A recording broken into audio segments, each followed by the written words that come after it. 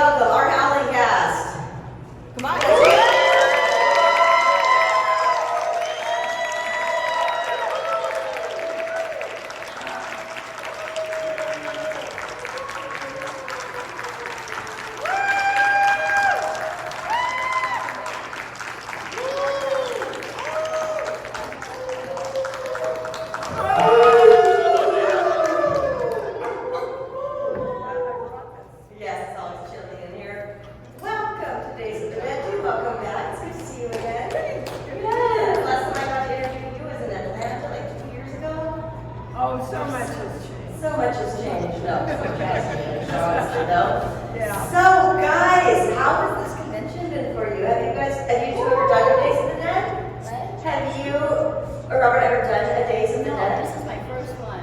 I don't know that the three of us have been together at a convention before. We've been to screenings, yes, revival screenings.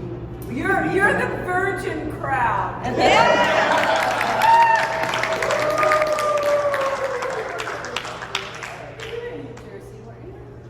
don't know. I swear I've seen him But before. we haven't done a lot of. No, we have not done a lot of Q&As, that's for sure. This is all very, very exciting for a lot of us. Thank you guys all for being here. It's amazing. So first and foremost, I would just love to ask you guys, how did the Howling come into your life? What was your audition like? You know, give me all the deets. I auditioned. I went in and auditioned. I think I had a call back. I hope so. I mean, before they booked me. But the best story, real quickly, was Dan Blatt, our producer, called me and said, after I was cast, we've got a great cast, but we can't find somebody to play your husband. And I said, really? What exactly are you looking for? And he said, well, somebody really strong and virile with a real sensibility. And I went, well, shit, I'm engaged to him. No, you've got him cast before. Hold on. Joe did not know. I know that. If I could finish the fucking story. I said, gosh, because I knew if I said, oh, my fiance's perfect, they would run the other way, right?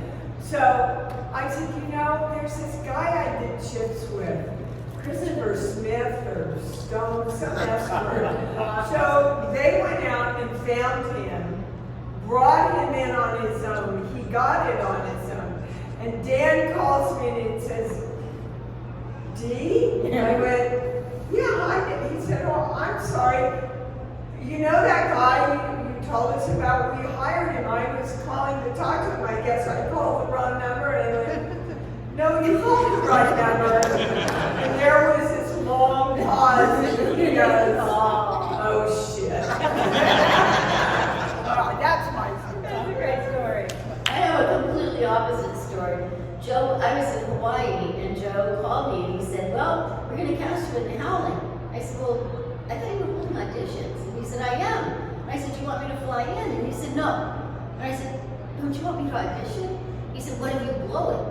I said, yeah. He wouldn't even let me audition because he was worried, Oh, bull He was. He wouldn't let me audition. I was like, he knew how good you were, and he just hired you. well, I had done product, and I'd done Panama. Yeah. Yeah. Yeah, history. The Howling was my first film role. I was a theater actor up to that point. I had done 2 leading roles on Broadway. The second one was playing Jack Lemmon's son in a play called Tribute, which was later made into a movie with Robbie Benson playing my part. Belinda had seen me in Tribute, and when we did it, after we closed on Broadway, we did it in LA.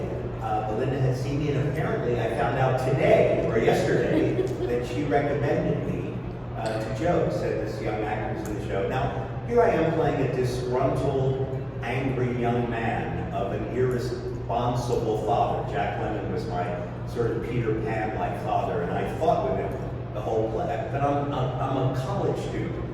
Yelling, I mean, it's not the kind of part where you go, oh yeah, that's my werewolf. But I had a very emotional, I had to really, when I was acting, the play was basically a comedy drama, but when I really lost my temper and yelled and attacked my father, I had to have great emotional risability. So in any case, I was called in to audition for, my agent called and said, I don't know if you're interested in auditioning for a werewolf movie. I said, I love horror movies, would love to do it. I read for Joe, and I think the reason I was cast is I totally creeped out the casting director, Susan Arnold. Now, the audition scene was the porno booth scene. Maybe it's behind it. So I told them, and first of all, you never lay a hand on a casting director. You never do anything that's really threatening. It's just never For real. done. Or yeah. Well, I seated her in a chair, and I got on my knee behind her, so I think my face was right behind her head. And the reason I was cast is the expression on her face as I talked to her, because I was so creepy. So she got me the part, and then she went on to cast. I think she had already cast me in a Taxi episode or something. She cast this sitcom and also a werewolf. So it shows I went from doing a sitcom to, I guess she believed in my range. Broadway play, sitcom, horror movie. Star Trek. Good repertoire. And you mentioned that you are a horror fan already, or were. Are either of you horror fans? I'm scared to death of them. I love I am. psychological I'm scared thrillers to death. myself. Yeah. Those are my favorite movies. And the Howling is considered to be one of, if not the greatest werewolf movies, ever. Or I think modern werewolf. Right? How does it feel to be a part of such an amazing legacy all these years later, and be here right now, 2024 talking? I'm really proud. Yeah. I'm just really, really proud. You all know how well it holds up. And all of it is because of Joe. I don't know how many. Sales. Yeah, I'm talking And sales. Bravo team. Sorry. It's true.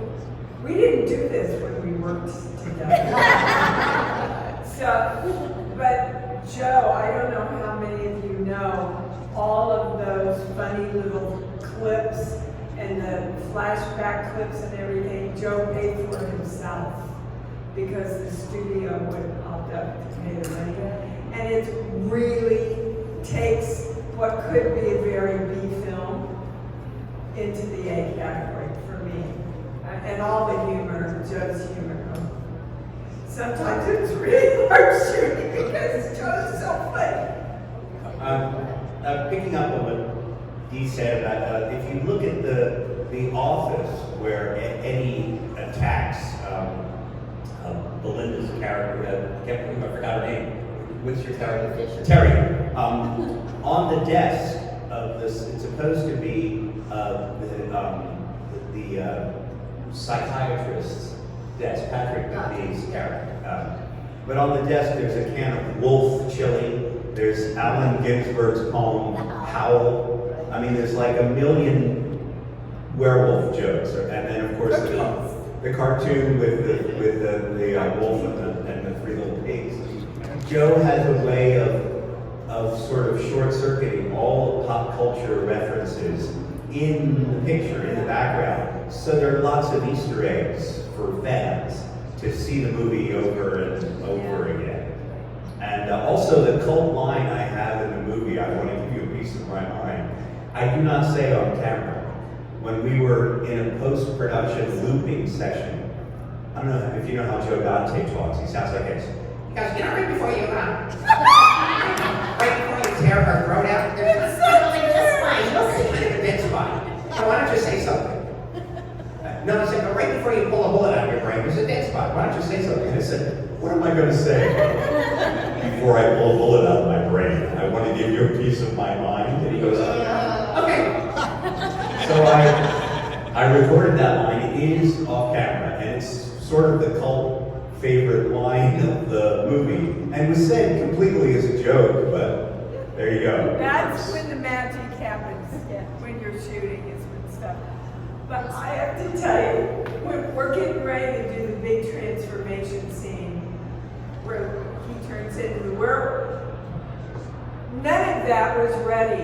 That was all put in weeks afterwards. 3 months. So back to Joe. So he said, I'm going to talk you through it. And I'm like in La La Land, and he goes, okay, he's getting taller. Whoops, there comes his ears. Now his nose. And I hear somebody in the crew starts to laugh over there. Yeah. Pretty soon I've lost it. And I said, just tell me the order, Joe, and I'll take it on my own. God love it. I just love it for pieces. But the truth is, it was about 3 months because I was living back in Hawaii when he called and said, the werewolf's done, come back, right? We're going to shoot the 2 shots. I already shot my close-ups. And I said, you want me to match shots I did 3 months ago? He said, yes, you know. So I flew in and I said to the hair lady, Gigi, I said, my hair's grown, we probably should trim it. She said, no, I have Polaroids, it looks just the same. And I said, no, you really need to trim it. If you watch that scene with me getting killed, where the gurney comes at me, and if you slow it down in slow motion, you can see my hair go like this. It's true. So before I throw it out to the audience, I hope you guys will indulge me. I want to ask you guys a couple of individual questions. For you two, you are both a part of one of my favorites, Gremlins 2. Thank you. Keep on working on that. I played the douchebag in the Gremlins 2, Mr. Archer.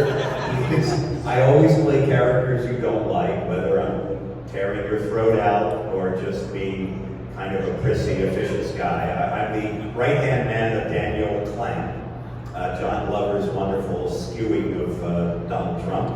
And all I remember is I had the best wig I've ever had, and I asked to be in really beautiful clothes. Because I learned a lesson from my actor friend Joe Pantoliano. Sometimes they let you keep the clothes, so ask for the best ones you can. So I had very fancy clothes in the movie. I never looked better. And the last scene where the gremlin corners me in the bathroom, we shot that reaction shot, I think, 17 times. And I did different things in every one. And the one where I look like, oh, what the hell, why not? She's kind of cute. That reaction. Joe, that's the one they used. And Joe said after I did it, he says, you expect me to print that? And that's the one in the movie. Yeah, Gremlins. Well, I mean, you know, Joe really wanted to have a repertoire company that he used over and over in all of his films.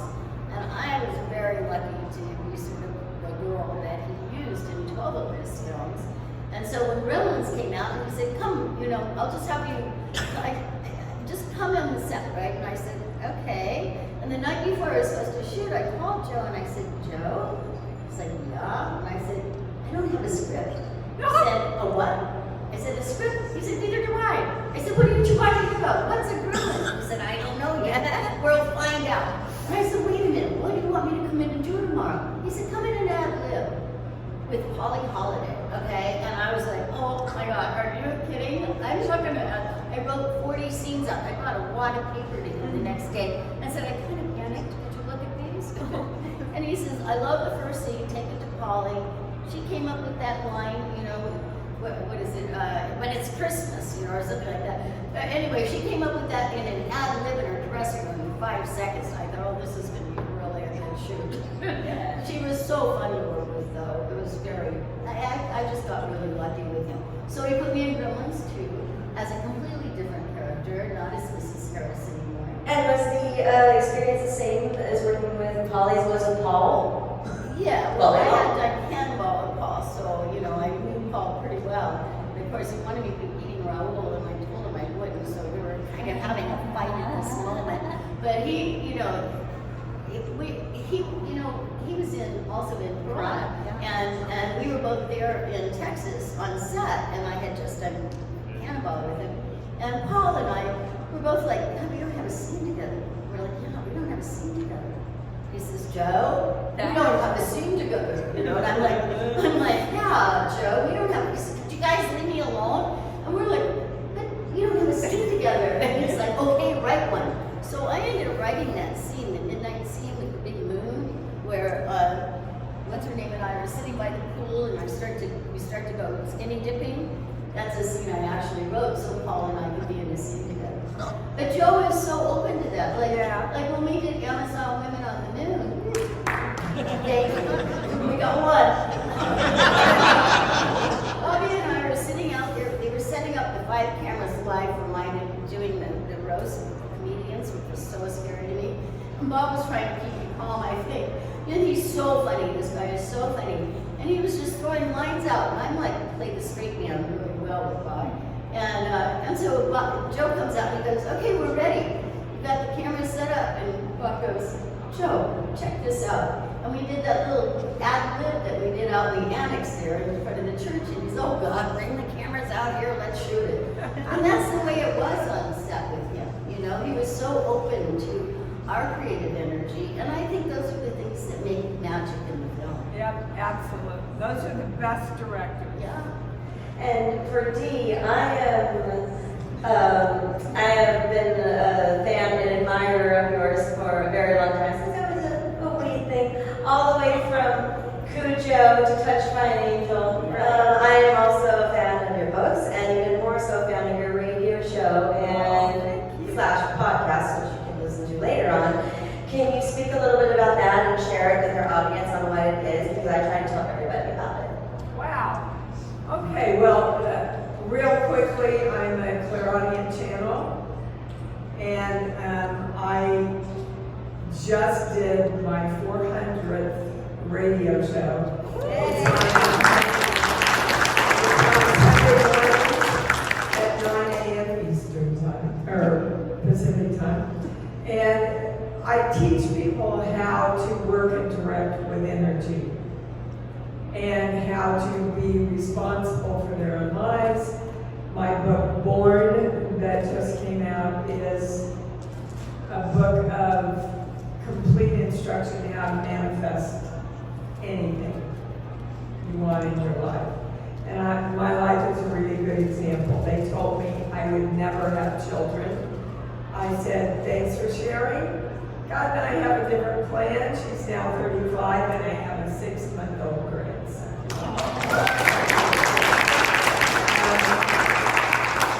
Manifested ET, exactly the same way. I just pictured really clearly what I wanted and felt a lot of love and excitement around it, and literally I was offered ET. So it works. So that's good. And you can also listen to it in the podcast form if you miss it. It's on Apple. That's how I listen to it. It might be on Spotify. iTunes. Yep. My heart. So check it out. I got a lot from it. I try to tell everyone I know about it, and so I thought it's important plug. Thank you for that. Yeah, of course. Okay, so any audience questions? Yes. Which roles were the most fun out of everything? The Howling or Gremlins? Which role had the most outtakes? Which role was the most fun, and which role had the most outtakes? Everyone. Oh, you guys do. Which one? Well, Cujo is my favorite film, not to shoot, but it's my favorite film. God, just about killed me. But Chris and I were engaged on the Howling, so I'd have to say I had an awful lot of fun backstage. She did. She had a lot of fun on that set. My favorite Joe Dante movie is Inner Space. It's a ridiculous role. I don't know. Joe admits that he didn't know how to cast the role, so he just gave it to me. Steven Spielberg wanted the character to be scary, and Joe said, Steven wants to fine. So here's what we're gonna do. We're gonna shoot an audition where you're scary and we'll fool Steven and then we'll do what we want. So that's what we did. We shot an audition where I was very mean. I was lit very harshly from one side, so my face looked like a half moon. It fell into darkness. There were no lines to audition with. The character was supposed to just be some weirdo foreigner. So I did kind of a Middle Eastern accent and read. Do you remember the instruction manual you used to get with a video cassette recorder? Is anyone old enough to remember what a video cassette? And it's like how to set the timer when it's blinking 12 o'clock, right? That's what I read. I read in an accent. Here's how to set timer on video cassette. I just did this cheesy accent. I glued a gold tooth in, made with a candy wrapper. I just did anything that seemed weird, and all of it went in the movie. Oh, and then I did a medley of country western songs with a Middle Eastern accent. Like, and one of them I did was I'm an old cowhand, and they put that in the movie. So it was literally, and then all the lines are basically made up. And I remember the producer, Mike Fennell, off camera. Mike Fennell is not the funniest guy in the world, right? So Joe, we're doing the scene where I'm pretending to, Martin Short is pretending to be the cowboy. He's it's supposed to be my face on Martin Short. And one of the characters says, "Cowboy, what did you do to your hair?" And I say, "I had it done, Clint Eastwood style. You see Outlaw Yossi Vale's mother flick." So I say that line, and Mike Fennell, I can hear him off camera go, "Is that funny? Do you think that's funny?" "I don't think that's funny. That's not funny. Is it funny?" Like that. One of my favorite parts of you, Robert, I have to say, was Explorers. I mean, you were just so funny in Explorers, so delicious and wonderful. I mean, all of us was ad-libbed, I think. Yeah, the Explorers was the job that got me out of heavy makeup for good. They almost killed me in that movie because I was very alive. And poor Ethan Hawke, it was his first movie and he had no idea what was going to come out of my mouth. It wasn't really fair to him because I was sat in the makeup chair for 9 hours. I thought of a million things to say. But the one when he's trying to beg my alien character to come visit Earth, and I say, do you remember, because Whack, the alien is actually a teenage alien himself who's lonely, so he's attracted these playmates in space. But I remember I said, Ethan Hawke, we're in a tight tube shot, and I say to him, I know I look funny to you, but how do you think you look to me? I mean, I watched 4 whole episodes of Balaski before I figured out why the little hairy kid never spoke. He could roll over and play dead great, but I didn't think he deserved a series. Do you? And he would go like this to me. This is the way he looked. Like, he didn't know what to say. And it's a terrible, and then he went on to become a movie star, so I don't feel bad anymore.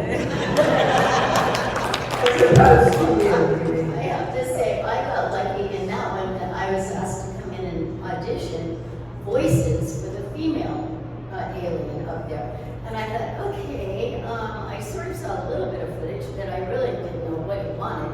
So I made up like 35 voices. He had me, literally, I auditioned 35 voices. Next day I get a call, he says, "You got the job." And I said, "Great, which voice?" "I don't know." He said, "Just come in and do it." I said, "But wait, which voice am I going to do?" And they played it back, so I was able to do my sort of Marilyn Monroe. I have to say, my favorite Bill Dante movie was my first movie with him, which was Piranha, because we had so much set, and everything about him, everybody who was in it was just as wonderful as the cast in Howling. I mean, he just really takes his time to cast the right people, and that's what really makes everything gel so beautiful. Yeah. That's when I first met Rob O'T. He was 16, even Joe says he's 18 because they think he wasn't allowed to work until he was 18, but he really was 16. And when they sewed all those piranha on me, and then I jumped in the water, I mean, I'm carrying like 15 piranhas, these big, heavy rubber piranhas, into a pool. But as soon as we got in the pool, they floated, you know. But it was just so much fun to me. It was really fun. Yeah, you think it's all really glorious, don't you? It's movie magic, which is what is so exciting, and it was all practical back then. Yeah, when they asked me to come back and do Critters, thank you. My first question was, is it CGI or are you going to use the, because I wouldn't have done it if it was CGI. I wouldn't have. No They CGI wanted me kids to allowed. CGI Cujo, I mean, I'm freaking kidding. Yeah. Not a chance. When it came to the legends from the Howling that were amongst the cast, I think one of the real standouts was Slim Pickens. And I'm wondering, do either of you have experiences and stories to tell about interacting with him? You know, I adored Slim. And one of the scenes that was cut out, I was in a hot tub out in the, yeah, I didn't forget that scene. And I'm not at that point very far from being from Kansas.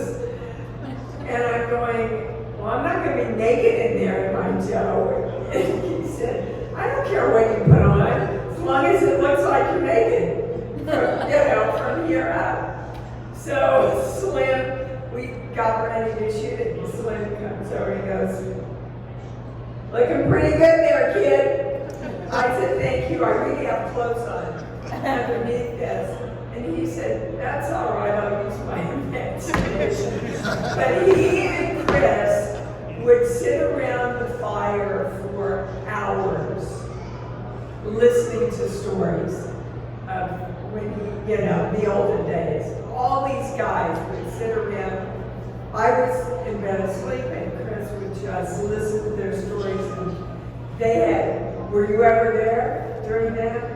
Oh my God. the Chris's stories. line, when he says, have you met the boys, is one of my favorite lines in the Howling. You know, when he says, I gotta go with the boys, have you met the boys? Yeah. And then something, oh my God, his take on that was so funny. Yeah. Yeah, It was a great guy. he was a great guy, a great husband, a good father.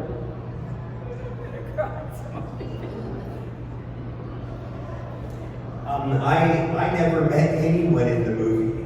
I worked about 3 days on the Howling. I think 2 of the 3 days were post. I'm sorry. I met other than the 2 ladies on stage. I met Belinda and I met Dee. I never met Patrick McNee. I never met John Carey. Never met Slim Pickens. All of them beautiful. All the wonderful people that I admired. Never went to Point Lobos where you shot. I was always just in a little tiny crappy set, mostly by myself. Even when Dee is reacting to my transformation, as she said, she shot my reaction shots 3 months before we shot the transformation. So But we did get we to had the the porno booth scene together. In that, they recently re-released The Howling on Blu-ray. If you'll notice, what I'm saying there in the porno booth doesn't match my lips at all. In the original film, it was so dark you couldn't see my mouth moving. So Joe decided that it wasn't scary enough, so that the speech that I say in the movie was done entirely on the looping stage, the same day that I made up, I'm going to give you a piece of my mind. So the new speech does not match my lips, but you couldn't tell that until the re-release. So yeah, it makes me look like, it makes it look like a bad European film. Sorry? You're a foreigner and someone's drinking. When it comes to filmmaking and creativity, do you feel that it's more conducive with a budget that's high or low? You know, I don't think it really is about the budget at all. I think it's really about the talent that you get together. And by talent, I'm meaning cinematographer, director, actors, and of course the writer. If you don't have the script, you're starting in default already, right? But I've done some really, really big budget films that I didn't think were extraordinary, and I've done some little tiny independent films that I thought were some of the best things I've ever done. Because they have a heart, you know, everybody's so worried about money. They're really pitching in and working as hard as they can go. And it's like everybody's making the same film. It's not like separate, you know, you arrive on some expensive set, you know, you never meet anybody and everybody's so posh, you know. Working with Joe and working on low budget films, to me, you know, I mean, I like money too, but you know, it was just so the experience of working, the way we worked together, you couldn't pay me to have that experience. I mean, I would pay you to have that experience again. It was really quite extraordinary. Yeah. And Joe, because I worked on both small budget movies with Joe and bigger ones as you did, he was the same person. Yeah. Even when if he had the burden of $100 million budget on his back, like in Looney Tunes Back in Action or whatever, he was still the same guy. None of the pressure that was put on him by the studio, because on a movie with a big budget, every minute on the set, and if it's a low budget movie, every minute costs $68. If it's a big budget movie, every minute costs $20,000 or whatever. You never felt that pressure from him. He still was that same spirit of, you know, we're just going to have fun. I want to hear your idea. If you have an idea, in the interspace, when I had the scene of the cowboy dressing up to go in the town, he goes, okay, where do you want me to put the camera? What do you want to do? And I had brought in a bag full of cowboy boots, and I said, I'd like to do the male version of I'm just a girl who can't say no, from the world of Susie Wong, right?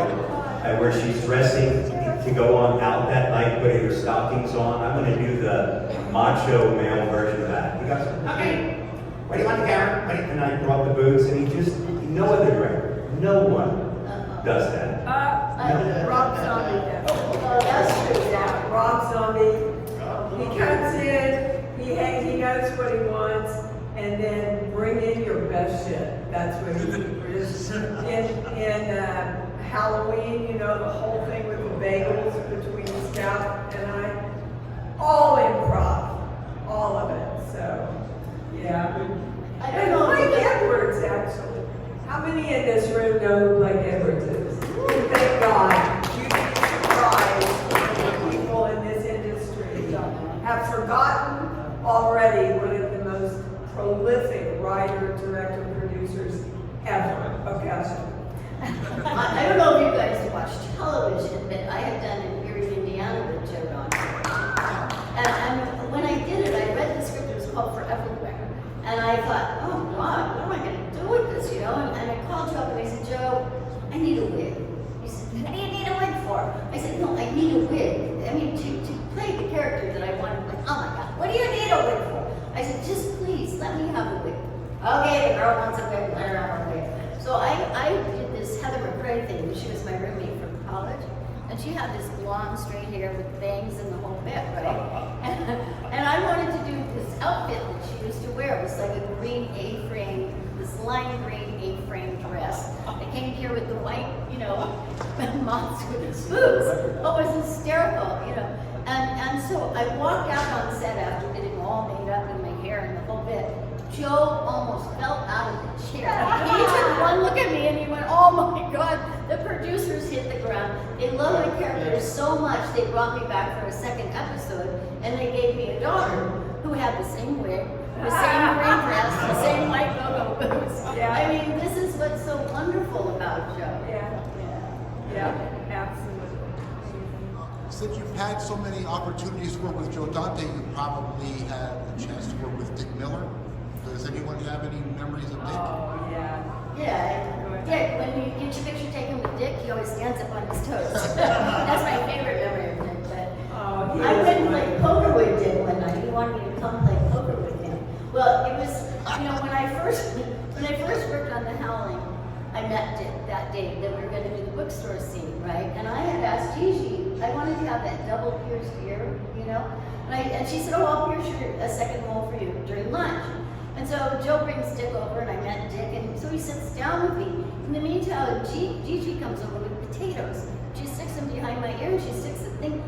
Dick Miller turned gray right in front of me. And I thought he was going to just melt down. He just almost passed out right in front of me. He was so cute. He was such a wonderful man. Yeah. I did 12 movies with Joe, and I'm with Dick, and only had one scene with him, and that was the bookstore scene. Wonderful. He's so wonderful in everything he does. Yeah.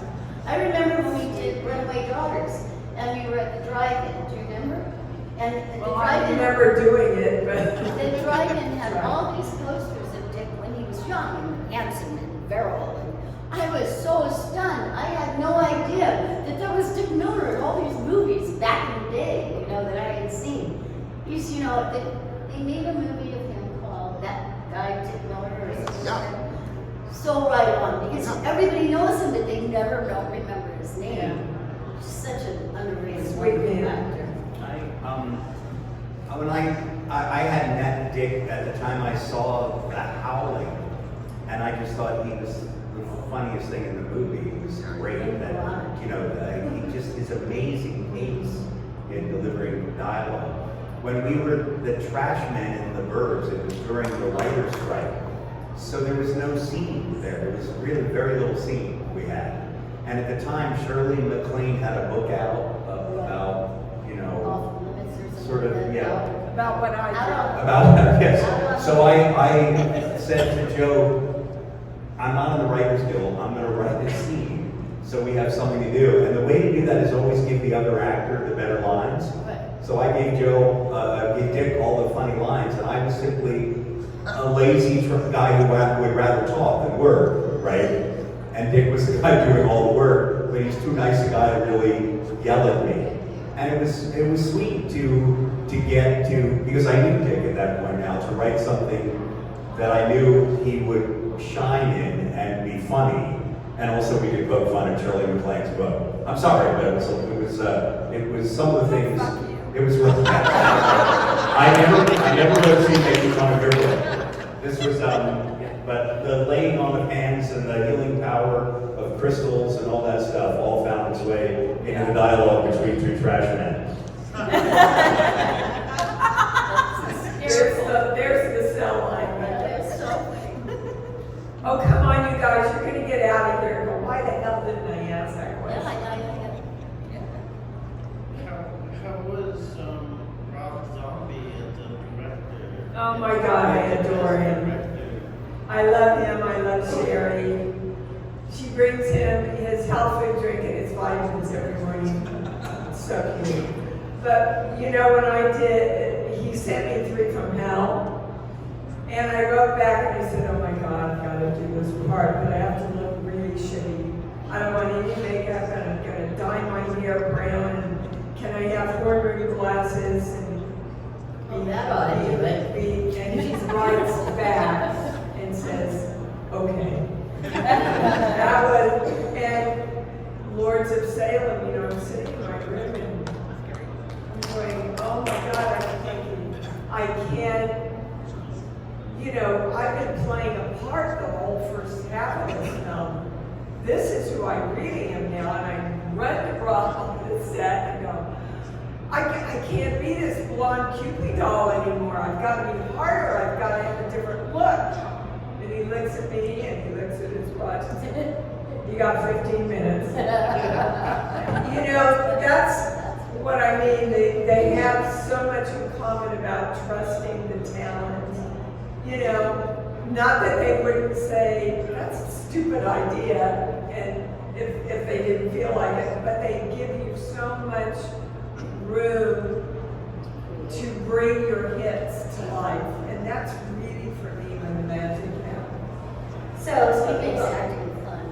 Yeah. so speaking of Lords of Salem, you mentioned how he'll let you improv and such. Were there any like really good improvs that happened on Lords? Oh, so many. Like when I hit Bruce over the head with a frying pan. Oh. Totally improv. So many, so much. I mean, every scene just, we get the basics and then everybody takes off. That's everything. I love you 3 ladies so much. You 3 I love you all so much. Thank you. Yeah. Thank you. All I had to do was see your 3 names and I'm like, I'm in. Well, you know, and they're 2 really brilliant English actresses who work absolutely the opposite way that I work. So they know everything, they break everything down, and it works for them. I come from the more of the method. I don't do any work except learn the lines and wait for the character to tell me what to do. So the first scene, Patricia looks at me and she says, "Are you going to play it like that?" And I went, "Yeah." And she went, "Alrighty." And then we were great friends, but when that first came out, I thought, oh man, it's gonna be a long fucking shoot here. So, wondering, do you have memories from the actual premiere of The Howling? What do you remember about that? Gosh, didn't we go to New York? No, I was in LA. I remember it well because I have that scene where the dog jumps in the window when I'm in Eddie Chris's apartment. And of course, the dog isn't there when I'm shooting the scene, right? And so we're at the screening, you know, and it's like a roller coaster, that screening. I mean, they're laughing, they're screaming, you know, I thought Joe was like a conductor, you know. And all of a sudden, here comes the dog. I was the only one in the whole screening that screamed, okay? I mean, it scared me, I just screamed. A few seconds later, I could hear Joe all the way down in the front laughing his ass off that I was the one that screamed and thought it was so scary. Okay, we did absolutely go to New York. No, I never went to Well, we did. And Chris and I, and because it was at Studio 54, we had a party afterwards, but we're in the screening, my whole family came, even my grandma. And we're sitting watching it, and we get to the scene where Chris is having the love scene with the she-wolf. It's dead quiet. And my grandmother says, "Christopher Stone, shame on you!" Best moment of the whole night.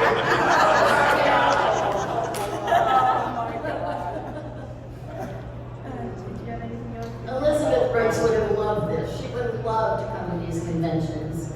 She really would have. This would have been her favorite thing. I only remember finally getting to meet Patrick McNee, and that was the high point for me. As I said, so many of the actors I didn't get to meet while the movie was being made. He was such a charming man. And I guess I remember seeing at least the cast and crew screening. I was interested to see how my character, was scary, and yet. I don't know why people, for years I've gotten letters about that role. To me it's disgusting that some people find him, sympathetic, compelling, or compelling is not. But anyway, I used to get letters from like young women, and I couldn't respond to them because I thought, I think it's a little sick that you love this character. So I'm just going to pretend you didn't send me this letter. But anyway, I mean, Eddie is a weird guy, and I remember that I also wanted to like be marveling over how sexy your voice was when I was playing back how by having murdered her, which I thought was and once again Joe said, okay, you know, because it was not in the script that I It was on that, right? So I mean, the strangest thing about making the movie for me was I was doing a comedy at the Westwood Playhouse, the Geffen now. I was doing a Frank Lesser musical review. So 6 days a week I would sing and dance, and on the 7th day I was a werewolf tearing a woman's throat out. That was my life for 2 consecutive weeks. Sing and dance Sunday through Saturday, and then Monday go and be a werewolf. It was, it's wonderful to be an actor. Welcome to an actor's life. You know what I would love is I would love a Guys and Dolls werewolf show. That would be great. Guys and Dolls werewolf. show. Wouldn't that be great? I'm just saying, when you said Frank, I was like, oh. Instead of a modern day saying all Take werewolf. back your meat could be like, take back your fur. That could be funny. Right. Okay, one last question to wrap it up. Before I let you guys go, I want to ask you guys, is there something important that you've learned on a set, EB set, that you would like to share with us? Covered all 12 God, months. Yeah, I learned right away, if it's a bad direction, you gotta speak up. If it's a bad direction, I feel like I have roaches crawling all over me. And I just had an experience like this where basically it was a scene where my son, they thought he was dying. And the opening scene, my husband and I are coming into the hospital, and they come over and they say, can you do it a lot more hysterically? Can you come in real hysterical? And I said, I can, but I'm telling you it's false. And they said, well, what do you mean? And I said, look, I walked into my bedroom and found my father who had tried to commit suicide in my bed. You know what happens? Nothing. Because your brain goes, I'm not seeing this. Wait, what is this? Something's wrong. And I quietly walked into the living room and said, Mom, I think Daddy's tried to hurt himself in my bed. Cut to 2 hours later after the paramedics have come. And they say, he's going to be okay. Both of us lost it then. I said, it's the moment when I know he's okay that you lose it. If I lose it before, I've done all the work for the audience before the moment it happens. So they let me do it my way, and thank me. So that's what I learned even before I was anybody. I can't do something that's not true. I would agree with that's the most important thing. I agree with Dee that if you get a direction, and I learned my lesson in I guess a funnier way. I was in some cheesy television movie, and I was prosecuting, or I was on the. I had Chris Sarandon on the stand, and the director was a guy named Marty Davidson who had a terrible Brooklyn accent. And I guess because I was the low man on the set, you had Virginia Madsen and all these people that were more famous than me. I was the guy who got picked on. And this is the direction he gave me. All right, here's what I want you to do. You gotta understand, I want you to just nail it like that. And I was like, before the camera rolled, I was like, I'm gonna nail him, I'm gonna nail him. And I went, and the camera rolls, and I go, did you? And Chris Sarandon burst into laughter, right in my face. And then he was so embarrassed that he had laughed at a fellow actor. He immediately said, oh, I'm sorry, I'm so sorry. And I said afterwards, I pulled him aside and said, thank you. Thank you for saving me, saving my career. So I learned a lesson that day, which is, I don't argue with directors. If they give me a direction that I hate, or I think is wrong, I do two things. First of all, I try to use the universal translator. Thank God for all of you not asking a Star Trek question, by the way. I use the translator in my head and I try to say, what does the director think he means by this direction? Try to translate, if I can. If it's a terrible thing, I thank the director, I say, that's a great joke, thank you, and then I do exactly what I want to do anyway. And as long as you thank them, they imagine that you've taken their direction. Yeah. So that is my advice always to young actors. That reminds me of when Kevin McCarthy, in the scene in the TV Yeah. scene, he stormed out of the room and he said, damn it, am I supposed the matter? And he said, he just won't direct me. I said, what? He said, I want Joe to direct me. And Joe and I are friends, so a couple of days later we were talking on the phone, and I said, you know, Kevin really wanted you to direct him in that scene. He said, me direct? Kevin McCarthy? Oh my God, how am I to direct him? I said, Joe, actors don't know what they're doing. I mean, they're winging it. We're in the zone, you know, we can't see ourselves. We need your perspective. He started coming to my acting class, and he learned how, because we would actually, two actors would get up and do a scene, and one of the other actors would direct. And he had said, oh my God, he was so surprised by that. And he took it to heart, and it really played out in his work after that. Interesting. Yeah. All right, guys, so we gotta let them go, but please do go to their tables and then they're all tables.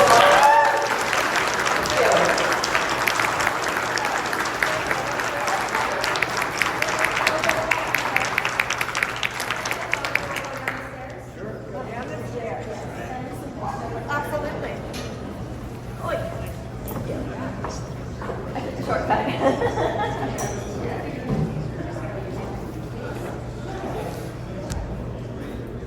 Come on the other side.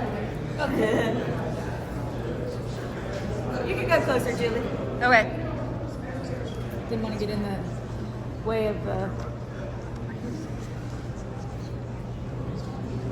Okay, I got a bunch of them. Thank you guys so much. I really appreciate you. That was really good. Thank you. I almost asked to start Trek. Almost. Thank you. What, really? Yes, no, really.